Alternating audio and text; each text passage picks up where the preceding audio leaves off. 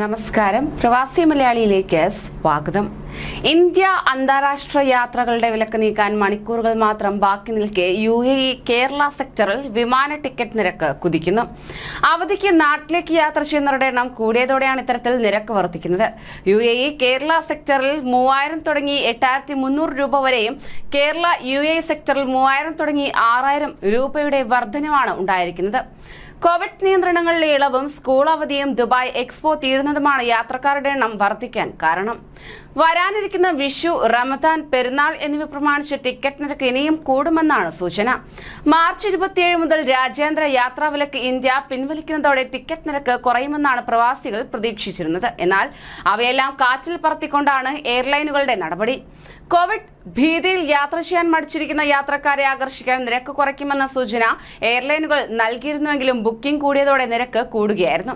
രാജ്യത്ത് വാർഷിക പരീക്ഷ കഴിഞ്ഞ് 3 ആഴ്ചത്തെ അവധി ലഭിച്ചതോടെ പലരും കുടുംബവുമായി നാട്ടിലേക്ക് പോകാൻ തുടങ്ങിയിരുന്നു. നാട്ടിൽ 2 മാസത്തെ വേനൽ കാലാവധിയിൽ UAEയിലേക്ക് വരുന്ന കുടുംബങ്ങളുടെ എണ്ണവും ഇരട്ടിയാകും.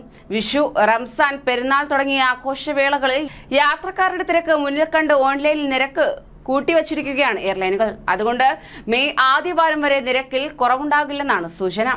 UAEയിലേക്ക് കേരളത്തിലേക്കുള്ള വിവിധ സെക്ടറുകളിലേക്ക് കഴിഞ്ഞ ആഴ്ച റൺവേക്ക് 350 ദിർഹത്തിന്, അതായത് 7269 രൂപ കിട്ടിയിരുന്ന ടിക്കറ്റിന് ഇപ്പോൾ ചില എയർലൈനുകളിൽ 150 മുതൽ 700 ദിർഹം, അതായത് 14525 രൂപ വരെ ഉയർത്തിയിട്ടുണ്ട്. വിമാന ഇന്ധനവില ഉയർന്നതും കഴിഞ്ഞ 2 വർഷങ്ങളിലെ നഷ്ടവും നികത്താൻ മറ്റു വഴികളില്ലെന്നാണ് എയർലൈനുകൾ നിലപാടെടുത്തിരിക്കുന്നത്.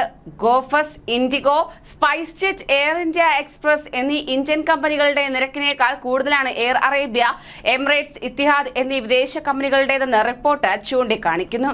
കൂടുതൽ പ്രവാസി വാർത്തകൾക്കായി ഈ ചാനൽ സബ്സ്ക്രൈബ് ചെയ്യൂ.